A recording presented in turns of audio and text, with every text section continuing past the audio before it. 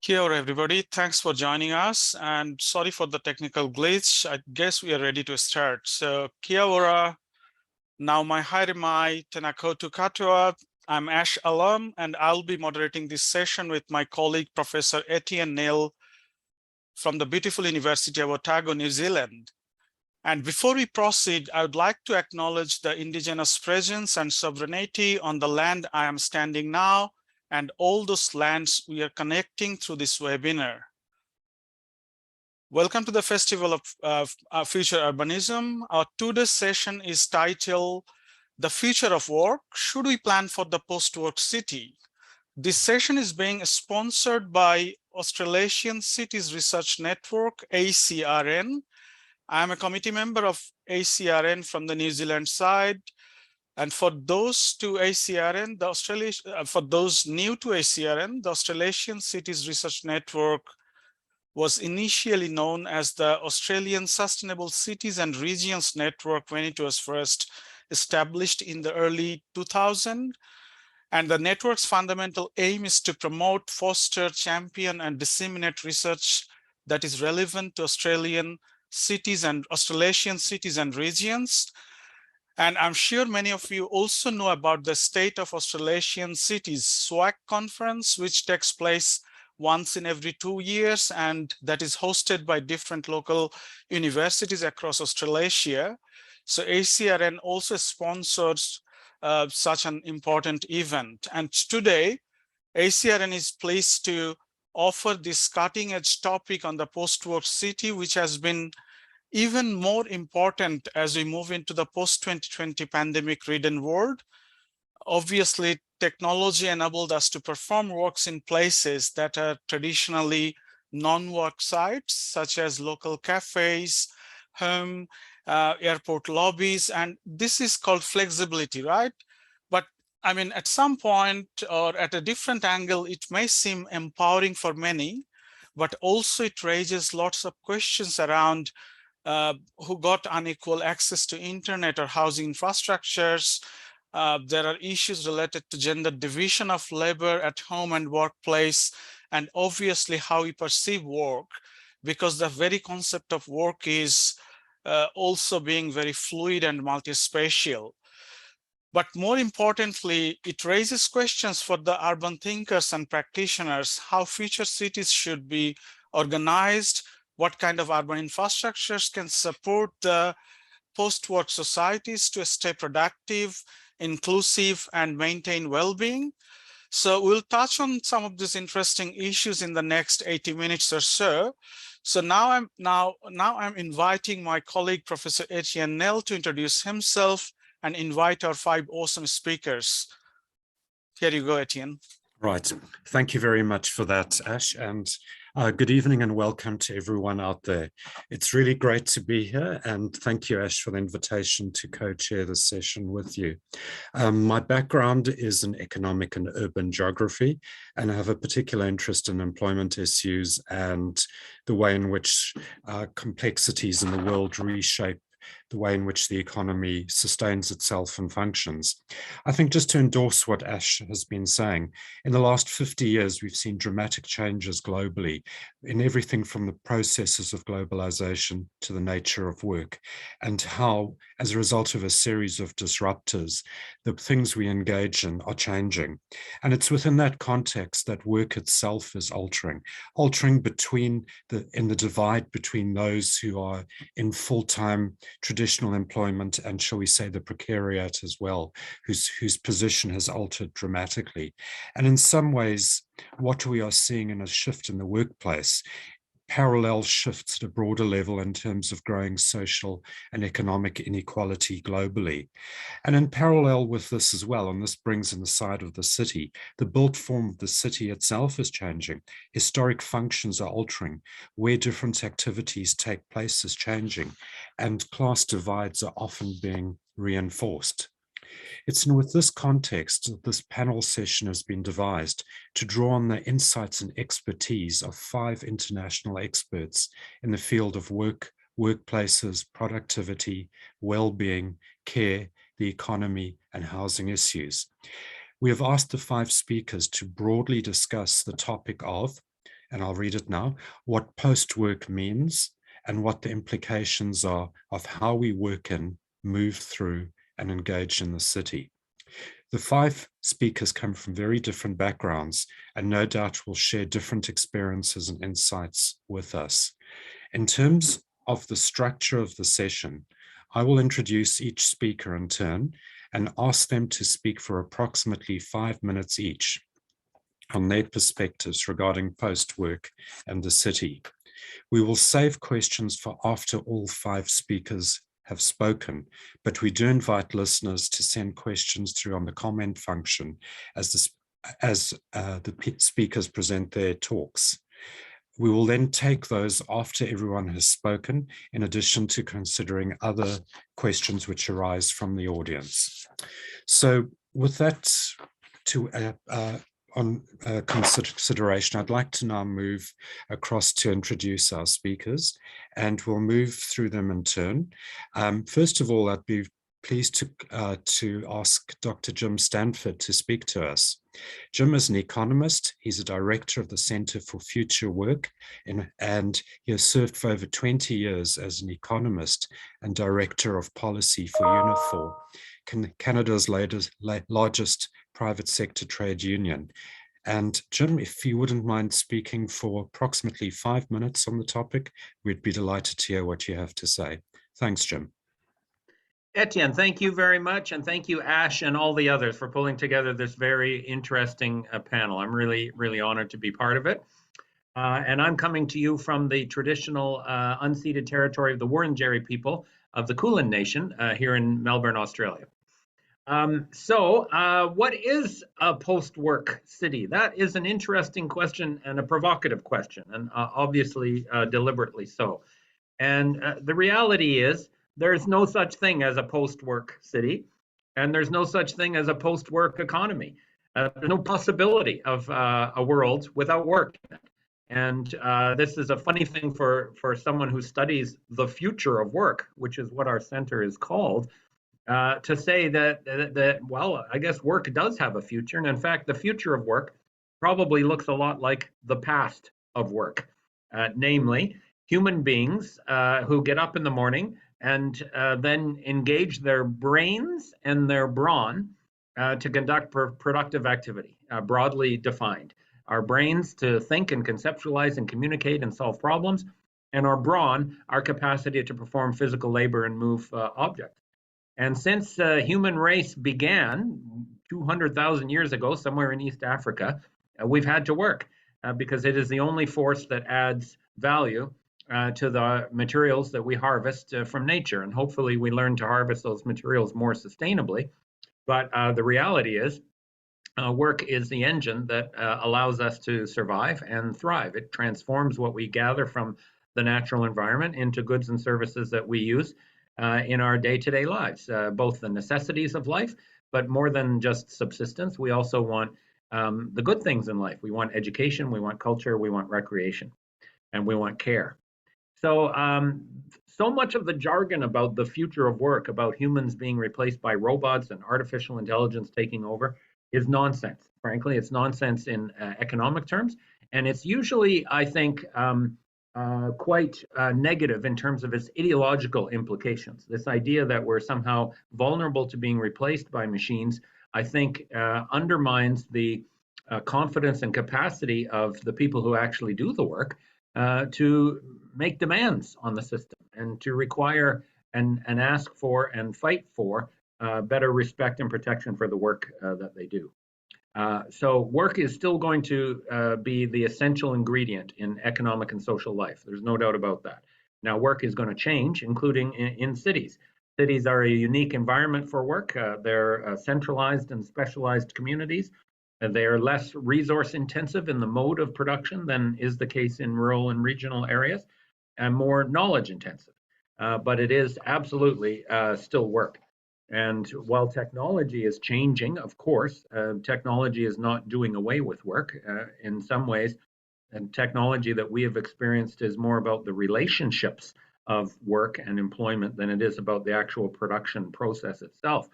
A great example of that is the so-called gig economy, where you see somebody riding a bicycle around delivering food to somebody who's rich enough to pay not just for the food to be cooked, but to have it delivered to their door. Here's a shocking fact. The bicycle was invented in 1860. There's nothing new about the bicycle. The only thing that's new there is the use of a digital platform to coordinate this work in a way that is very insecure and poorly paid and demeaning for the person riding the bike. So cities, I think, are going to face lots of challenges in how work is changing. Cities are getting bigger. There's no doubt about that. They're the most dominant engine of job creation in our societies. That's going to require evolution in the transportation and housing and built environment in cities to ensure that density is acceptable and high quality and sustainable. The sectoral makeup of work and production in cities is changing in different ways. On the one hand, you have very specialized, high-value services occupations, both in the private sector and the public sector, but then you also have a whole swath of private services work that tends to be very low wage and insecure. So there's a bit of a polarization in the sectoral composition of work in cities, but also in economic and social conditions that goes with it. I'm sure we'll get to talk, Etienne, about the whole work from home phenomenon during the pandemic and Zooms and all that sort of stuff. I think there's a lot to talk about there, but even there, I don't see a fundamental shift in both the nature of work, the essential role that work plays in sustaining our communities, and the importance for us as social scientists to focus on the relationships and the power balances and the power imbalances that determine what work looks like and how it's experienced. So I'll leave it at that, Etienne. Thank you again. Fantastic. Thank you, Jim. We're off to a great start. And thank you for contextualizing the topic of this evening's discussion so clearly in terms of a range of debates, both urban and related to the changing or the potential constancy in relation to what work means and its future. With those words, I'd like to now call on Charlotte Lockhart as the second speaker to please address us. Charlotte is the founder of the 4-Day Week Global campaign, and she works internationally to promote the benefits of a productivity-focused and reduced hour workplace. She's also on the board of the Wellbeing Research Centre at Oxford University. And if I'm correct in saying it, Charlotte, you're currently in the UK at this moment. Yes, I certainly am. So yes, thank you very much for having me on this panel, and very interesting conversation. Jim makes some excellent points about the importance of work in our lives. In fact, some research came out of Cambridge University prior to the pandemic with Dr. Brendan Birchall around the fact that for us to be happy, we actually need work in our lives. So even though in my world we talk about reducing the amount of time we spend in work, we are certainly not undervaluing how important work is to ourselves and to our economy. And I think that this is a really interesting point. People often think that what I'm talking about is, a 4-day week is just, people trying to work less. It's actually about, we really focus on people being able to work efficiently and well. And the 4-day week fits in with the flexible and remote working that we are doing. We deal with businesses with our pilot program all over the world, and they are grappling with this issue around what their cities are going to look like in the future. I myself this year have been to 7 different cities outside of New Zealand, Australia, Europe, and seeing the differences in real life is quite interesting, because what we are finding is that there is a shift to how we work. But as a society, what we want to look at is, what are the benefits that we can get out of the way that work has changed? And we've had all these people impacted out. We've had this incredible impact, and people have lost their lives over the pandemic. And I think it's really important for us as in a society and as leaders to really be looking at what are the lessons we learned and how can we improve the way that we work so that we create a society that is better. Now, on the business side of things, we are talking about how businesses can be more productive. And that's Jim referred to the mechanization and AI and things like that. And yes, I'm definitely in the camp that there's some of that. And then there is what are the benefits that come to our society? By reducing the amount of time we work, we actually balance our society better. We allow more space for those who cannot engage in a 35, 40 hour work week. And that assists with gender, and it assists with abilities, with people who have different abilities to engage in what we define as full-time work. And so what we're really talking about is what is with the cities that we have, what is the society that we're shaping with them? So, and what are the cities' function in terms of that new society that we're looking for? We want a society where our children have time to be people, and people often say to me, oh, the young ones these days, they just don't want to work hard. And I'm like, well, good, because they've watched every single one of us burn out. They're the ones that have been brought up in after school care. They're the ones that have had all of the negative effects of the overwork that we've experienced through the late 80s, 90s, and the millennium. The 21st century should represent for us a way in which we can have a productive and economic society, but we can put ourselves back into our communities.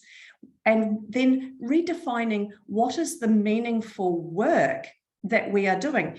So therefore, we have the amount that is in terms of generating an income and our economy, but then what is the work that we're doing in our communities?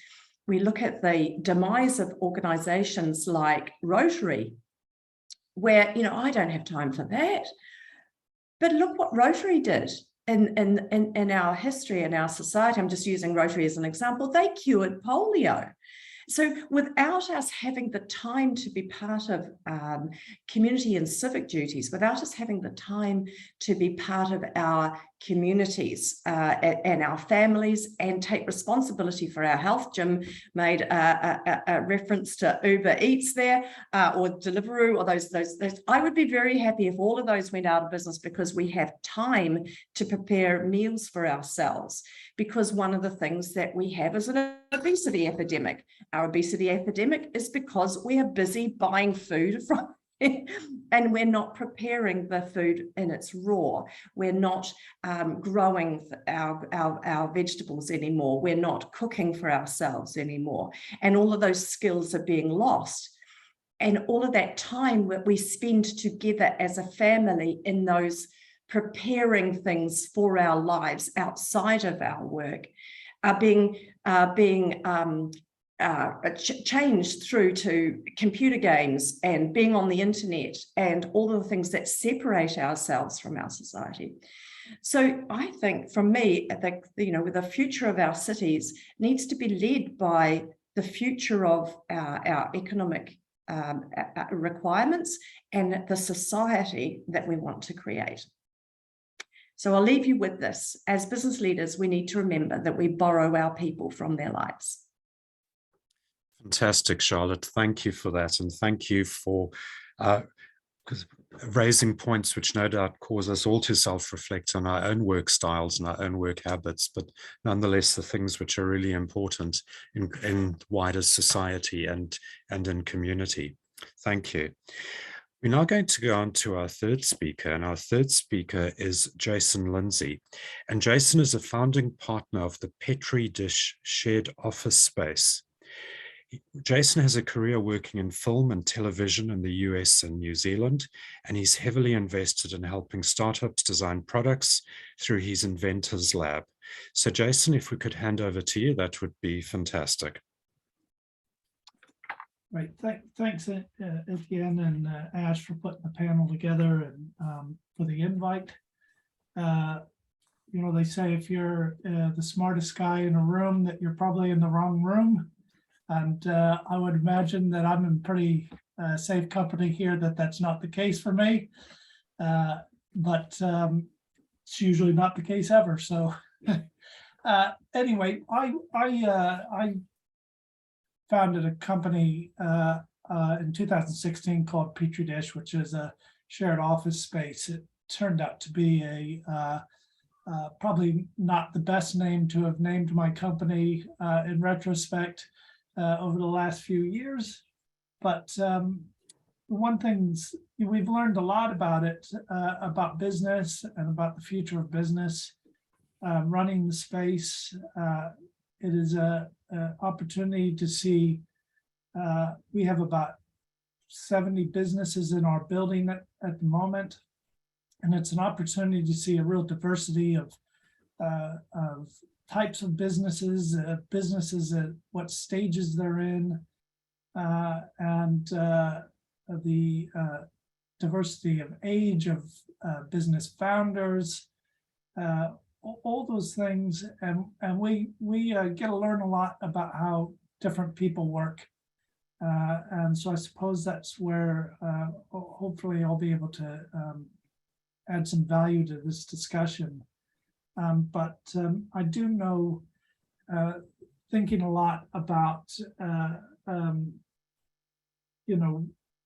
post-work and having had to look up a little bit about it in the last few days to really understand the concepts of what people are talking about when talking about post-work.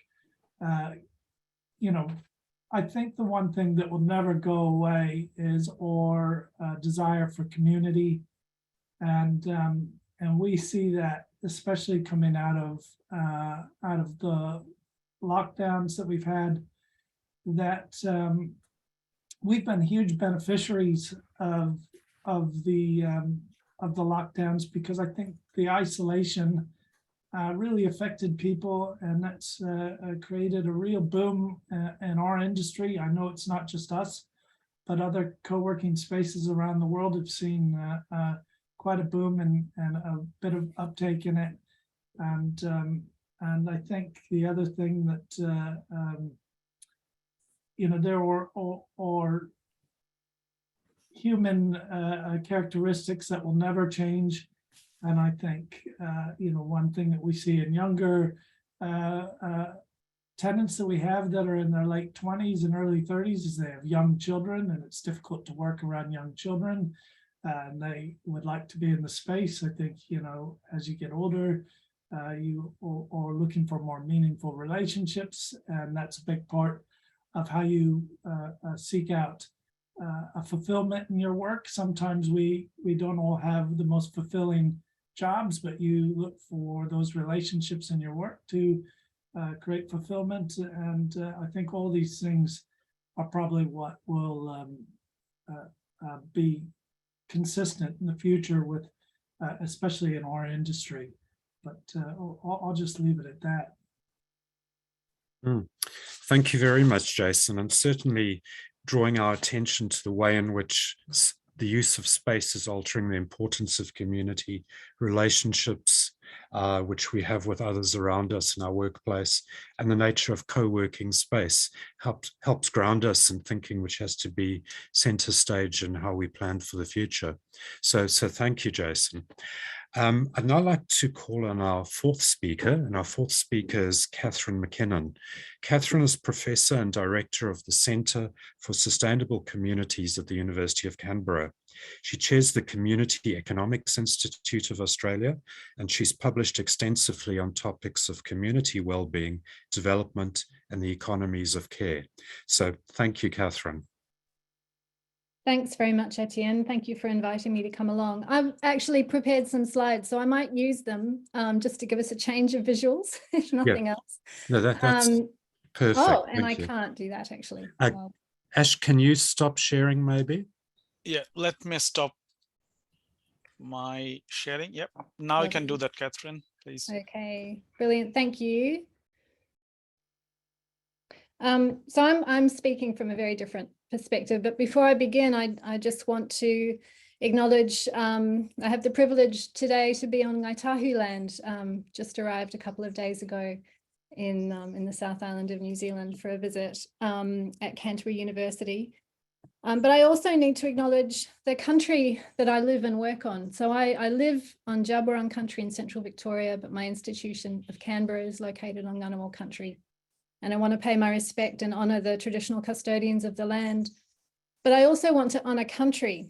I've been learning a great deal from my Indigenous colleagues in Canberra about how important that is to acknowledge how country provides for us, how country cares for us.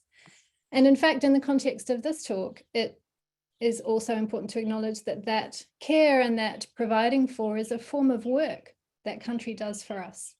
So I want to acknowledge that as a really important foundation, and signals to you all, I think, a little bit that I'm bringing in a slightly different perspective on what work is, and also what post-work might mean. So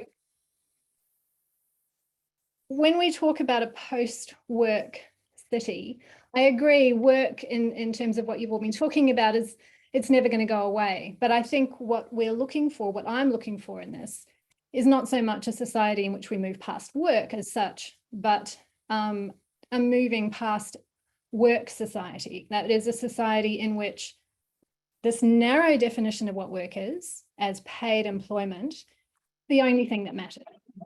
So I think post-work, I really like the definition from Donaldson and Kimlicker, who talk about this as a move to a denormalization and de-sanctification of paid employment. So much of the discourse that we encounter is this real valorization of work and employment as if it's the only thing that matters, the only reason we educate our children, the only thing that makes for a meaningful or productive life in our contemporary society. So for me, post-work is really about recognizing the damage of that valorization of paid employment as the only thing, and decentering of the productivist bias, as James Ferguson calls it.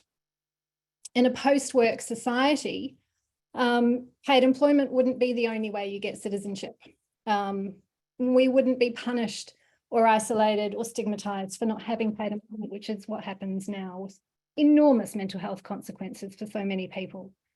Our education system wouldn't be exclusively targeted to producing a work-ready population, which all of us educators just struggle with, I think. And, you know, that idea that full-time, lifelong paid employment can be moved aside as the only way that we can contribute meaningfully to society.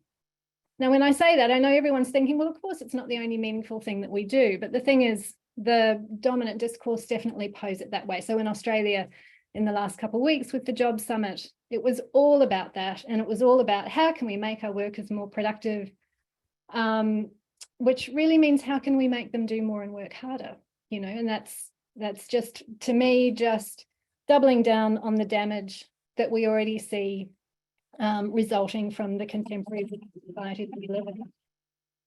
The injustices and brutality of this sort of work-focused society that we live in are really well documented.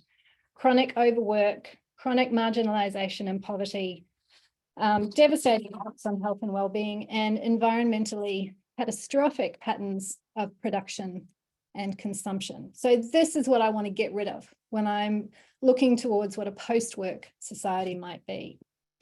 For me, what it means is that we think about the value not just of that kind of paid employment, but all the different kinds of work that we do.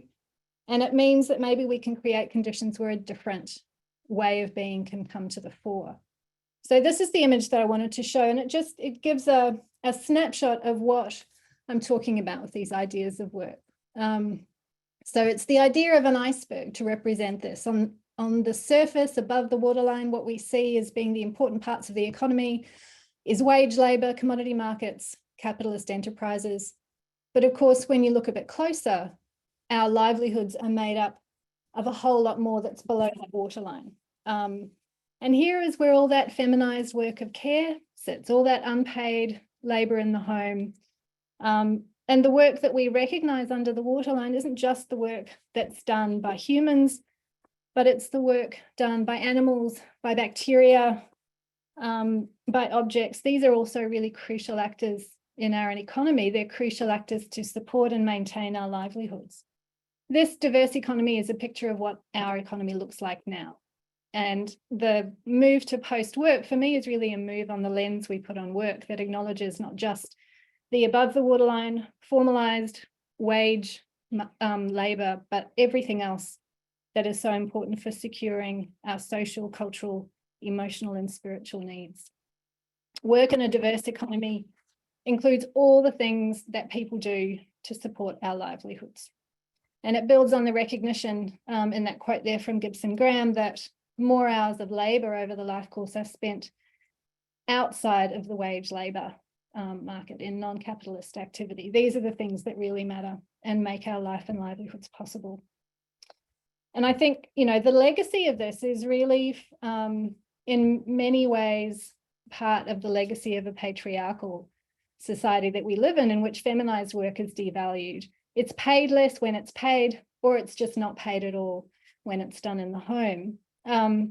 You know, I think about the fact I've got teenagers now, and anyone with teenage children, anyone connected with this sort of sudden shift in gender relations in our society has got to think how irrelevant these old divisions of what counts around what is masculine and what is feminine labour in the world. Surely it's time to move beyond these divisions and think about what really matters.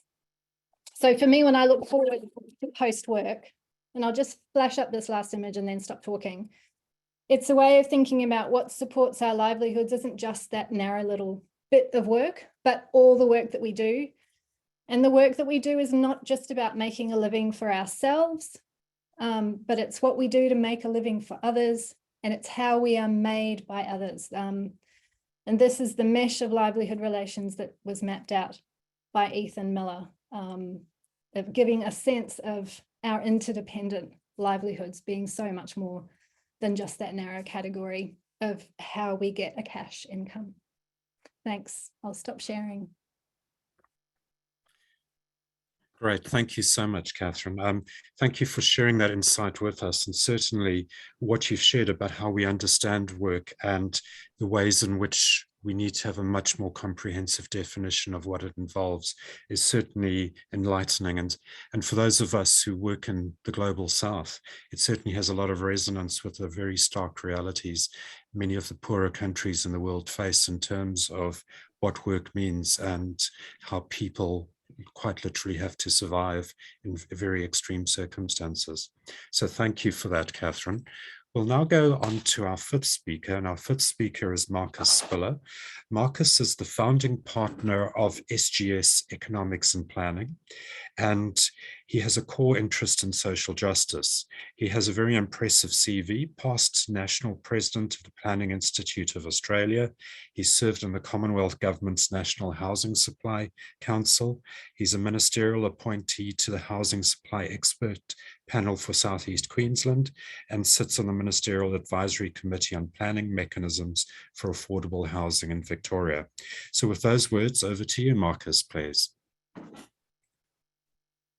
Thank you, Etienne, and hello, everybody. I'm coming to you today also from Wurundjeri country, and I pay my respects to elders past, present, and emerging.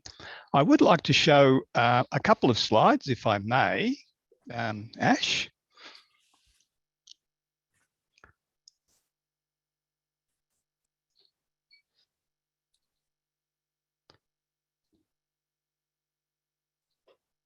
Hopefully everybody can see this. I'm focusing today on the urban aspects of the post-work city, and in particular considering how the rise of flexible and remote work might affect the shape of the city, and in particular the central city. We've all read about the high vacancy rates or the low utilisation rates of central city offices, particularly in places like Melbourne that were very hard hit by the pandemic, and many have been writing obituaries for the old CBDs. I'd like to discuss what is the future for the central cities in this kind of environment. And in doing so, I found myself reaching back to what I regard as a seminal work in thinking about the nature of work, and that is Robert Reich's book of, well, 30 years ago now, called The Work of Nations. I think one of the first writers to anticipate the rise of knowledge work and its wider social and economic and environmental implications. But Reich's typology involved three types of workers, shall we say, paid workers, I hasten to add. The so-called symbolic analysts, who would include designers, brokers, engineers, advisors, consultants, lawyers, planners, routine production workers, which at the time of Reich's work would have included a lot of factory workers. We would also include today tradespeople and people working in freight and logistics, and then in-person service workers, people in hospitality, retail, health, and so forth. Now, the shift to the so-called knowledge economy over the past 4 years, with the rise of neoliberalism and global integration, really saw a shift in favour, if you like, of the central city. It became a much more powerful element in the shape of our cities because it was the central point at which enterprises could tap the deepest and broadest talent pool that a metropolitan area could offer. And symbolic analysts are hired for their specialist skills. So the central city had that command.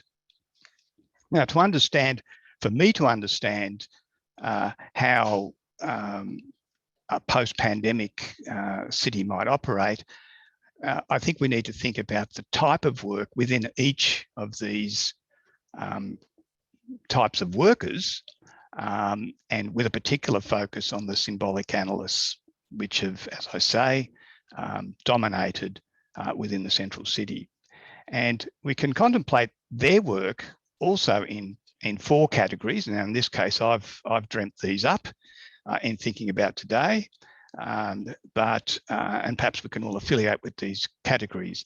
Some of their work is transactional in nature, so that would be sales analysis, customer relationship management systems, payroll and administration. So this is work that is routine in nature. We have output work, the actual production work of producing reports, designs, or advice. There's innovative work, which could be set pieces, including planning meetings and problem-solving workshops, but it could also be informal, spontaneous, happening in situ, organically within a team environment. And some of the work is also culture building in nature, literally team building exercises and informal interaction. Now, some things have been liberated from the office as a result of the rise of flexible and remote working, but some things remain aspects of work which need to be transacted in an office environment. So in particular, in respect of symbolic analysts, the innovative aspects and the cultural aspects, I believe, tether those jobs, at least for a significant part of the time, to an office environment. Now, for me, this means that corporations, large and small, will continue to require a certain proportion of their work to occur within an office. However, that will need to be maintained or managed in a way which is flexible in respect of the workers that they want to attract and retain. So I expect that whilst office space will be used in the central city will be used less intensively, the demand for it will remain strong. And to postulate some possibilities in terms of what it means for our central cities, I anticipate that we would have more specialised and creatively focused CBDs, so that transaction-based companies will no longer find the imperative to be located in the central city. They can decant to regional areas or to suburban areas, which is a good thing. But in so doing, will create opportunities for other businesses to set up in the central city that can make use of the creative ecology that is offered in that space. I can imagine that the central city will, in response to this shift, offer still more specialised opportunities in hospitality and retail, so that the role of the central city as a creative place becomes even stronger. And finally, I would expect that at long last, we will have less of a central business district and much more of a central neighbourhoods district, so that the central city is a place not just to transact work, but a place to be creative and a place to enjoy, as a place to live as well. So I think, as speaking to the planning community now, we need to reimagine how we approach the central city and think of it as a series of living neighbourhoods where work happens to take place. So my overall feeling is one of optimism about the future of our central cities. I'll leave it at that. Thank you. Right. Thank you so much, Marcus, for sharing that insight with us. I'm sure you'll all agree we've had a fascinating set of 5 presentations, which have variously explored what work is, what post-work is, how to variously understand diverse economies, how to factor in the broader contexts in which work takes place, but also Jason and Marcus have helped us focus on the places in which work occurs and how those might be, how people might be re-engaging with the physical aspects of place and work within place. So with those thoughts, I'm going to at this stage hand back to Ash to manage questions which have been received in the interim. Over to you, Ash.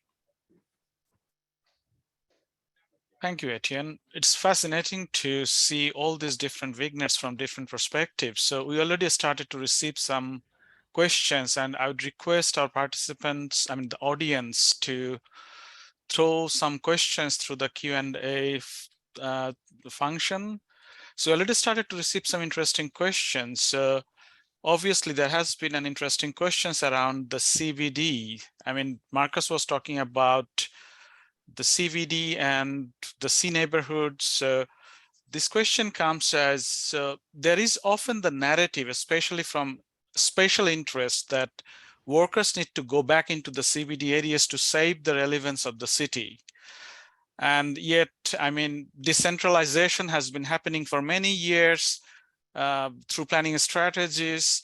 So do you think town planners and CBD special interests have been complacent to adapt and accept social shifts, especially still forcing an outdated kind of narrative of work centralized in a CBD setting? So Ash, if that's a question to me, I don't see it as a conspiracy or an exercise in engineering a city that is contrary to the community interest. I am a little bit old school here and would say that all metropolises do have hierarchies of centres, that certain functions which are more specialised and serve a wider catchment can only be in central places. So, your flagship cultural institutions, your flagship sporting institutions, your flagship hospitality and retail offers need to be in central places, because that's the most democratic place to be. That's where most people can reach them. In terms of where work is transacted, I think the central city has to reinvent itself to make it more relevant in the way that paid work is transacted these days. So there is no real reason for routine work to be conducted in the central city anymore. If all you're doing is routine work, or that part of your job which is routine, you can do that at home, and it's a good thing for you, for your family, and for the city, for the road network, for the public transport system, etc. But if to enrich your own working life and to make your contribution, you want to be part of an innovative process, you want to build a culture within your workplace, or you want to sustain yourself and sustain it, then the central city, I think, has a big future, not as part of a conspiracy, but as part of good planning. Thanks, Marcus. I would perhaps direct this question to Jim, because, I mean, Jim, you obviously talked about work has been platformized through the use of artificial intelligence and computerization. So what are your thoughts on, I mean, how might union activity be impacted by this kind of platformization or this kind of multi-sited phenomena? Jim. Well, the degradation of work through on-demand platforms and the so-called gig economy certainly reaffirms the need for unionization. I think that the value of unions and collective representation and collective bargaining in fighting to improve the conditions of those jobs is pressing. And in countries around the world, unions are trying to respond to that need by trying to organize gig workers in different ways. In some cases, that involves a fight to change the formal employment status of the work that's being done. That is to sort of close off the loophole that Uber and the other platforms have artificially used to reclassify these workers as alleged contractors or independent entrepreneurs rather than employees. And that allows Uber and the like to avoid normal obligations like a minimum wage or payments into social insurance programs and so on. So in some cases, the workers are fighting to get recognition of their employment status, and some of those fights have been successful. In other cases, it's a question of using collective power to actually just negotiate better terms for the contract or platform work. And that has a long tradition as well. It's a mistake to think unions only represent employees. There's lots of examples in history where collective organization and collective bargaining by independent producers, whether they were fishers or loggers or truck drivers or home workers, you can still, even within the constraints of that status, use collective power to win better terms, like say the share of income that an Uber driver gets to keep. So I think that there will be continuing efforts to use the power of unionization and union organizing to improve the conditions of gig and platform work. It's hard going because of the the very mobile nature, the fragmented nature of the work, and so on. But on the other hand, there are things that are working in the favor of those workers to be able to demand better conditions, including greater public awareness of how badly they are exploited. Thanks, Jim. We'll come back to some of these comments that we're receiving through the Q&A thread, but I see Charlotte has put her hands up. So Charlotte, do you want to go with any comments that you have picked or questions from the thread? Oh, just want to sort of add into what Jim was saying and possibly answer the Apple's multi-million-dollar HQ question at the same time. So what we see in our work with 4-day week and the primary reason why companies come and join our program now is to be able to attract and retain the best staff. And that applies to the entire workforce, not just people who are looking to come, use the 4-day week as a solution. And so this is a period of time when people are demanding, and I use the word advisedly, they're demanding the type of work that they want. And Apple is actually a really good example, because in the middle of the year last year, Tim Cook said to his people, hey guys, look, we're going to, go back to work, and we're going to just come back to work 3 days a week. And his people said no. Now, they said no because he didn't consult them. If prior to the pandemic, he'd have said to them, hey guys, let's just work 3 days a week, people would have thought he was innovative and a god. But now unlike other times that we've had in recent history, the workers are actually exercising a voice, and they're exercising it with their feet.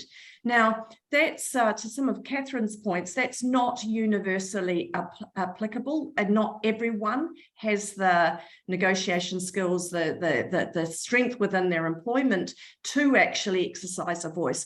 But I think it's really important that as employers and as a society, that we acknowledge that and use it, because if the people who have the ability to have a voice use it, then they help and empower, back to Jim's point around how things, they help and empower those who don't have a voice.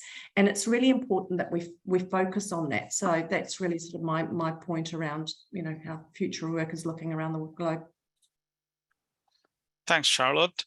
So we might go back to Jason, perhaps, related to the question and comments around the CBD narrative. So Jason, because you have running this co-working space for quite some time now, so have you seen any kind of, obviously you have perhaps seen the uptake of co-working space, but how is it disrupting or impacting on the traditional CBD space in your particular context? And also for the business community, perhaps?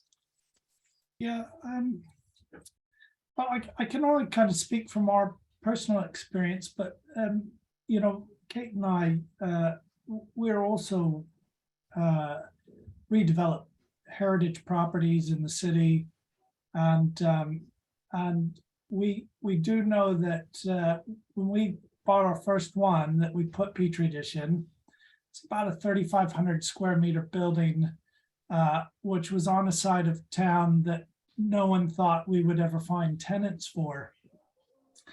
And we have it in our city, what's known as the Tartan Mafia, which is kind of the old money of the city. And I've got friends who grew up in those circles, and have made comments to us that that their friends' parents have kind of said they can't believe what we've been able to pull off on our side of town, and what a large surprise it was. But for us, it wasn't a large surprise. I think the more people that we consulted with in co-working, one of the strategies that we kept hearing that seemed to be very successful was that people did go to these less populated sides of town, or more rundown sides of town, and somehow the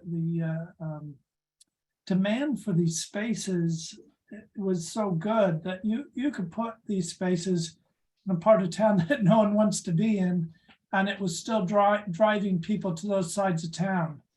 And then what happens with it is that it converts that side of town.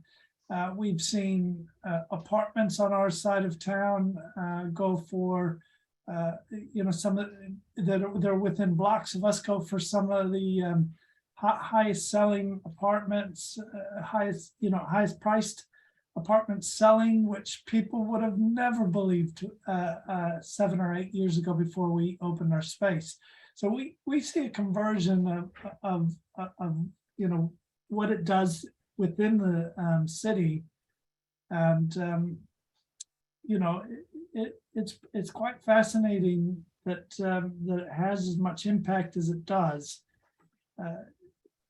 It's a really, as long as we've been in it, there's been a lot of speculation on my part of why I think that it works so well, but it always does go back to community and human connection. And I have my theories on why the co-working space boomed all at once, when really you would think that it would have naturally have happened a century ago. These type of spaces are not unique to single contractors needing a space to work, and it's I think it has a lot to do with that we got away from a lot of quality human connection when we got in to our social medias. We started kind of saying, hey, we think we're getting we think we're connecting with people, but it's not a fulfilling connection. And I think that that's kind of what's happened. I don't know if that really answered the question or if I got wildly off track, but that's where I'll leave that answer. Great. Thanks, Thank you Jason. for that. I'd like to take another one of the questions which has come on the Q&A feed, if that's all right with the speakers. A question asked, to what degree will the future of work be impacted by climate change? Would anyone like to try and respond to that in terms of what they've picked up in their own work and experience or future insight? Can I also add to that? Because I think it's also for Catherine, because one interesting comment came as, I mean, we should also may include caring for nature and carbon sequestration. So all these interesting activities within that iceberg model. So Catherine, perhaps we can start with Catherine, please. Thanks, Ash. That's exactly what I was going to go to as well. Yeah, I mean, I think that something that I've been hearing from many people as we've sort of seen the Great Resignation unfold is that sense that the pandemic prompted a real rethink of what a quality of life means and what a meaningful life is. And so people being prompted to make some big choices about how they structure their lives in response to that. And I think climate change and climate risk is another issue that is prompting that. In fact, it's that legendary thing of so many people buying properties in New Zealand to escape climate change impacts elsewhere. But I have friends actually who've moved back to New Zealand for exactly those reasons. So it kind of feels to me like it might actually be a true thing. This is what people are doing. But it's got those massive impacts about what does a quality of life in a city look like when you look at the average temperatures of a hot corridor in Sydney or Melbourne and what the projections are for what that's going to look like into the future. It has massive implications for planning and goes to the point that you were making, Marcus, about the move to CNDs as opposed to CBDs. The potential for the center of our urban environments to need some major change to accommodate that in a time of climate impact, I think is massive. And it's so important to provide the spaces to enable that to happen and to support the kind of flexible working options that people are moving to, I think, as they think again about what a meaningful life is. Would anyone else like to comment from the panelists? Well, perhaps I agree with everything that Catherine's just said there. The other thing that crosses my mind about the climate change implications is the reindustrialization of Australia in particular. So it's quite breathtaking, the retooling that will need to be undertaken in order to equip ourselves with the kind of energy network to meet the now legislated 43% target. So that in itself is going to transform metropolitan and regional economies. And in a sense, it's almost back to the future. We might even be looking at a workforce, a paid workforce that looks more like 1965 than it does today. So that will have its own implications for transport, freight. But in all of that, I still think we will see this separation between knowledge-based work and production work, and the essential geographic forces at play will continue to assert themselves.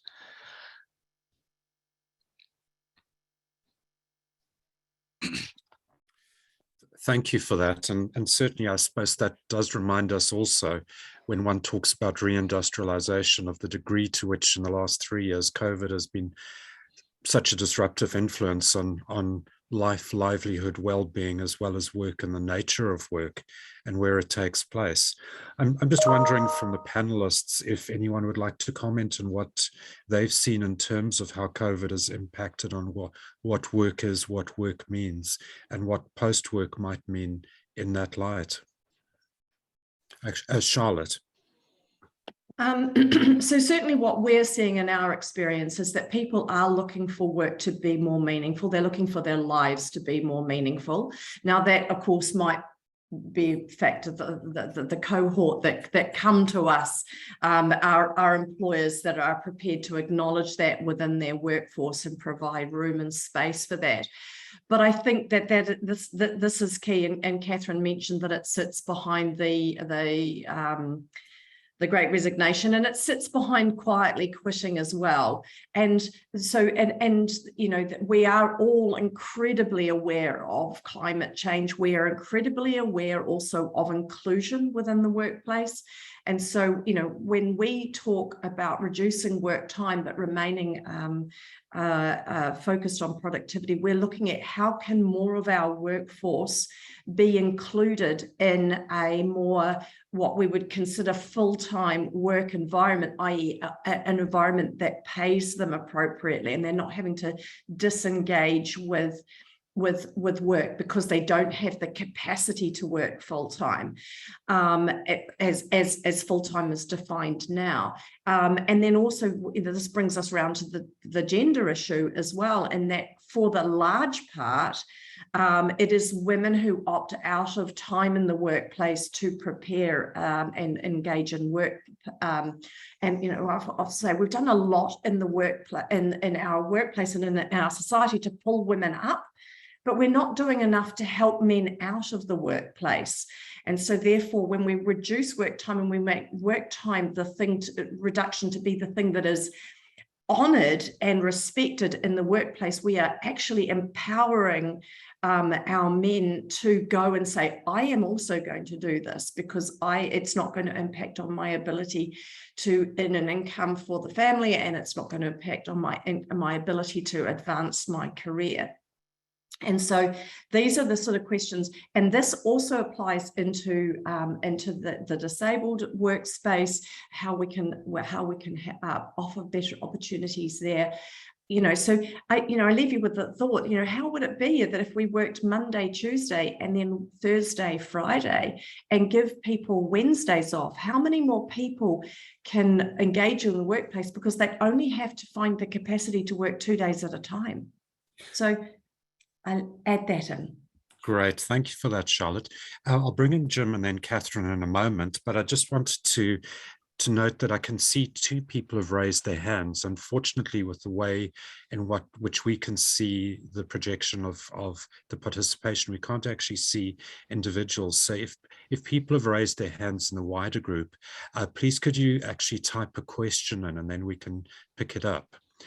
Jim, can I bring you in at this point? Etienne, I think you're so right to ask how the experience of the pandemic has changed our attitudes to work on both the demand and the supply sides of it, if you like. And I do want to just make a free advertisement for a paper that our center put out. It's called 10 Ways That COVID Must Change Work for Good. And for good meant in both senses of the word, for better, but also permanently. And you can easily find that on our site. And some of the, I'd say, tectonic changes that I've been thinking about. Number one, I think the pandemic forced broader society to rethink and reevaluate how do we understand essential services and essential jobs that get done. And, you know, I know initially in the pandemic, people were very grateful to medical staff and healthcare and first responders and so on, and rightly so. But then we soon realized, you know, that there's a whole other set of jobs that gets done in our society that we often just totally take for granted. Everything from cleaners to carers to delivery drivers to grocery store clerks, you know, who saved us during the lockdowns. We couldn't have survived without them. And I think that's an opening for us to in a way, spark a rethinking about how all jobs are essential. And if in fact they were heroes to keep selling us groceries when they were risking their lives to be at work, then maybe we should treat them a bit better. Another issue is from the perspective of people doing some of those often taken for granted jobs, the risks associated with working during the pandemic and even going to and from work during the pandemic, I think sparked a bit of a reassessment, maybe building on what Charlotte was saying, reassessment about where work fits into their broader life goals and how important, work is and what they expect from work. It was bad enough to have to, take the bus to a job in a store or a cafe for maybe 3 or 4 hours work at minimum wage and then take the bus home. That's a very unfair, ungratifying, unrewarding vocation. But then if you throw in, I could catch COVID on the bus, or I could catch COVID from some customer who was, spitting in my face, suddenly you say, why the heck am I doing this?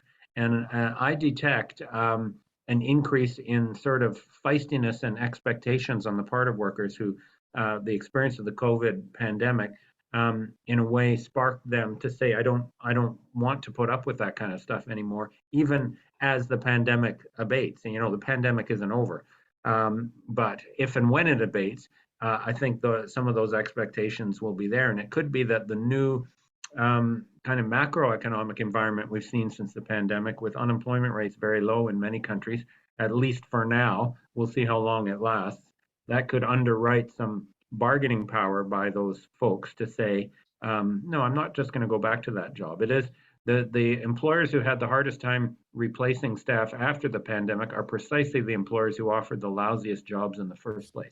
And that suggests that many of those people have said, I don't want to or need to do this anymore, and they've gone to work somewhere else.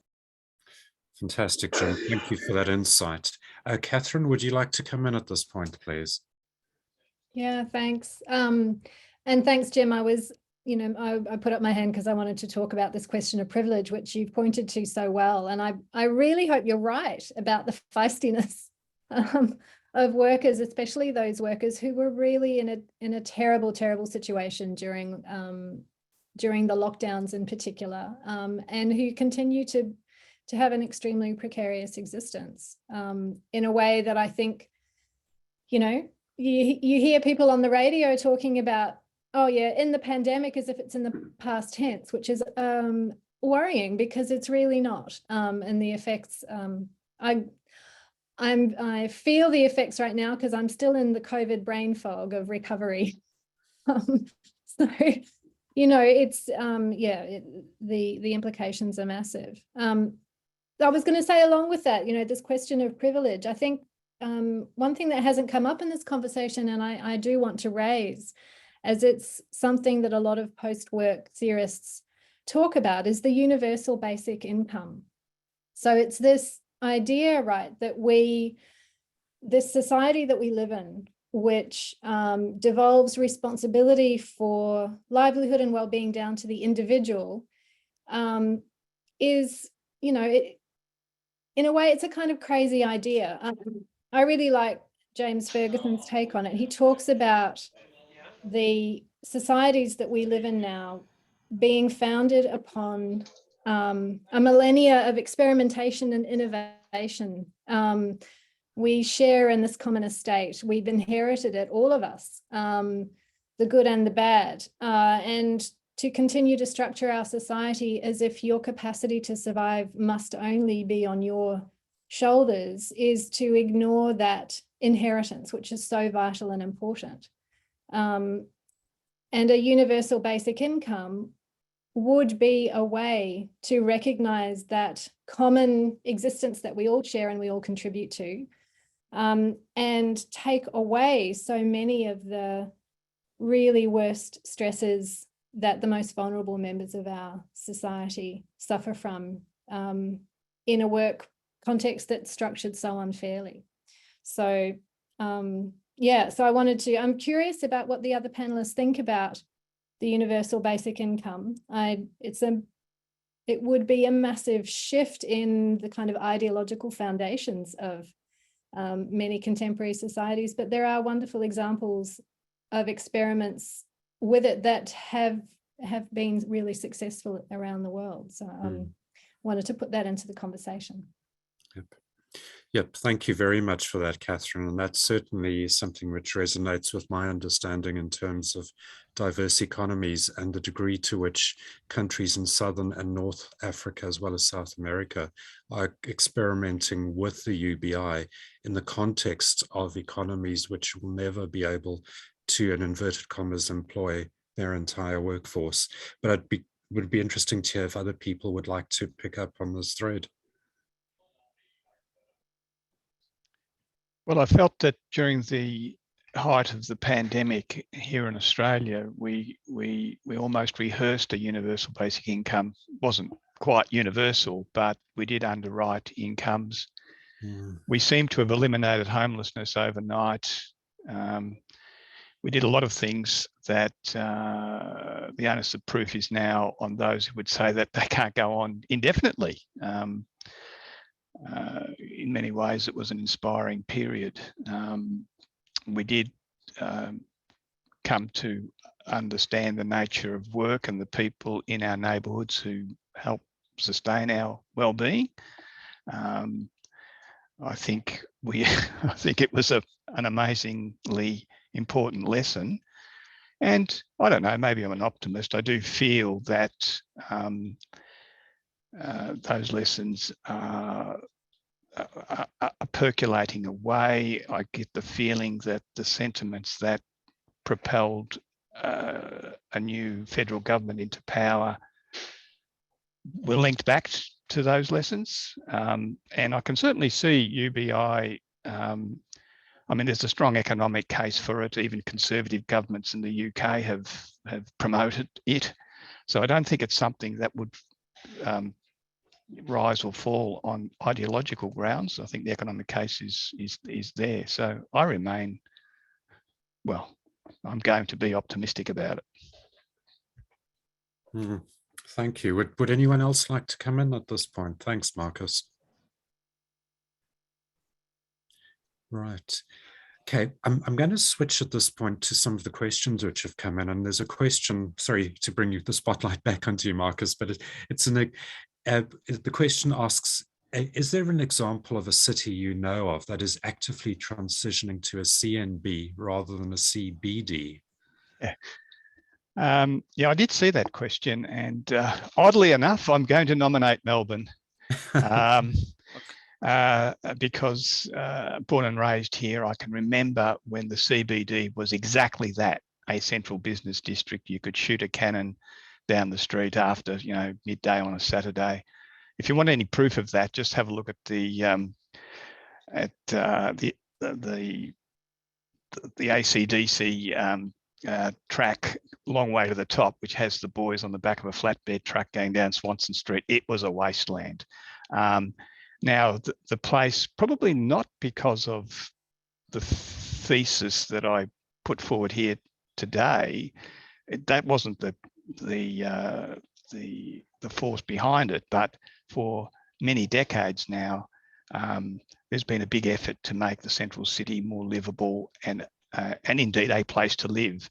A few accidental policy settings found their way through to that effect. For example, and people in the panel might regret this, but the university funding reforms of the 1980s meant that universities went chasing international students. That brought enormous numbers of international students into Victoria, made it one of our biggest industries, and these students populated the central city, demonstrated that you could live successfully in the central city, and hey, bingo, it became a place to live. But I'm thinking today that we need to really go to another level, that instead of it just being a blob of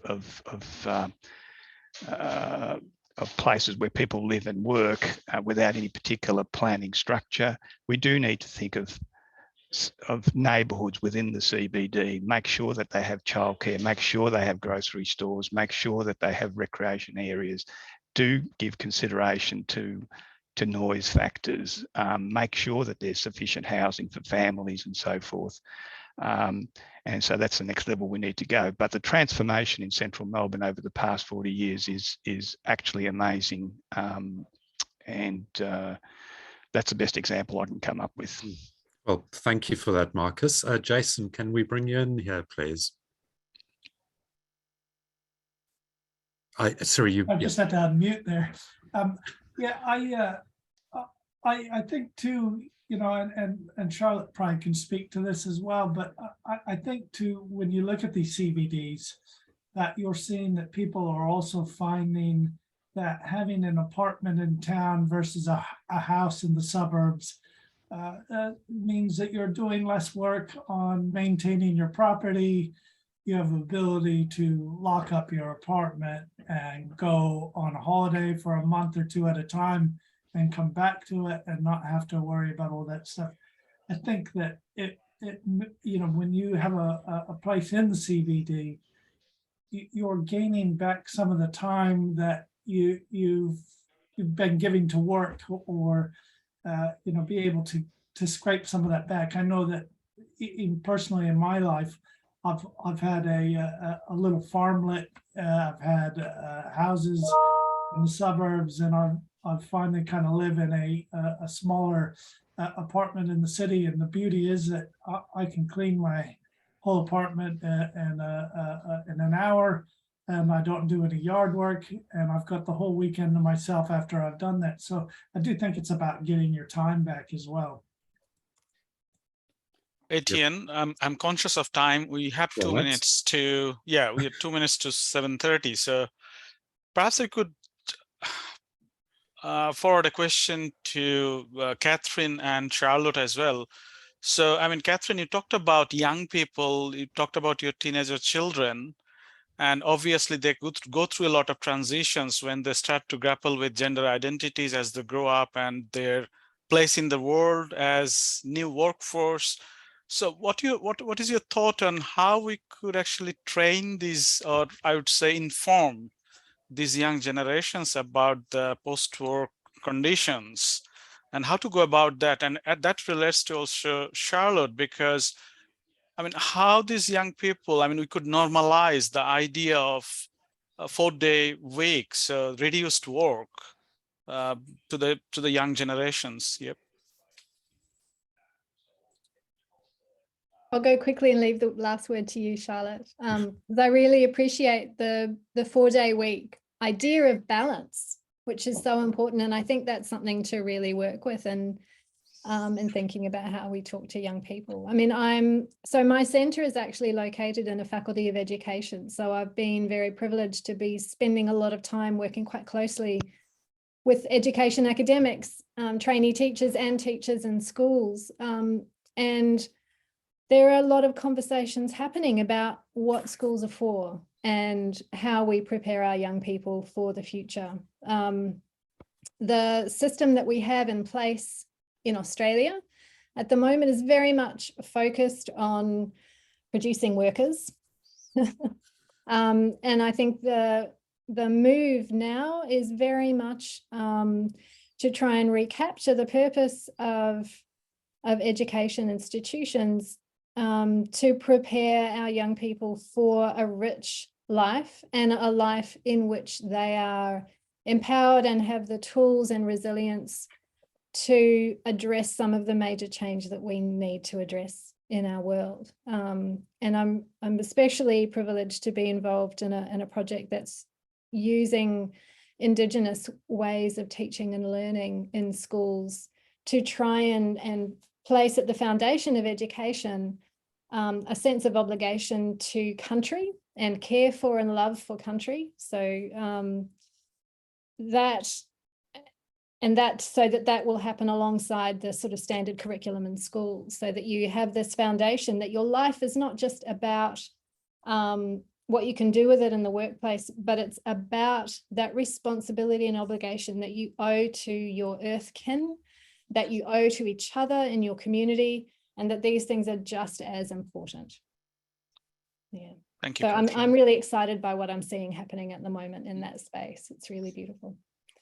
Over Charlotte. to you. Oh, Charlotte, sorry. Yes, so I'll just sort of say briefly, it's certainly that's very much reflected in what we're seeing in the work that we do, and I think that the young ones are coming out of education being taught, or into life being taught, that what they have learned now won't be relevant for any jobs that they will have in the future, and they need time to continue to participate in education throughout their lives and throughout their careers, and we need to have workplaces that actually afford them the time to be able to do that, so they can feel that they are developing and growing.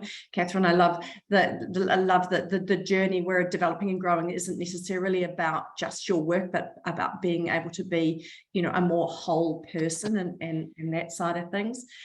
So I think that that's really, really important to understand. But also, young people are already making the choice not to work as hard, work as long. They're quite happy to work hard. They just don't want to work as long. And there's research coming out of Oxford University that actually it suggests, and we don't subscribe to this at all because we believe in full pay, but that actually people will forego income to work less.